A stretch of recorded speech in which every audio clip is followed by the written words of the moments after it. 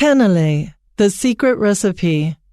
The cannelé is a significant part of French heritage that is enjoyed all over the world.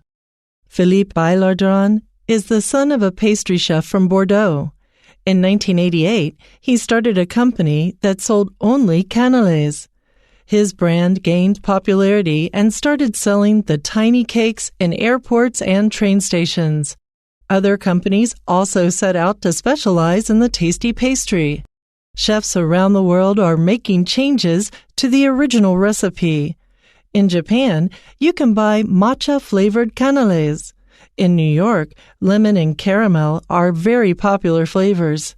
They can be found at fancy stores like Louis Vuitton and at local bakeries. Many chefs also place things on top of the pastry. Strawberries, cream, and chocolate are just a few common toppings. People have also begun making cannelés at home. Copper molds can be bought online. Other molds are also available, but many people think copper is the best because it absorbs heat better than other materials.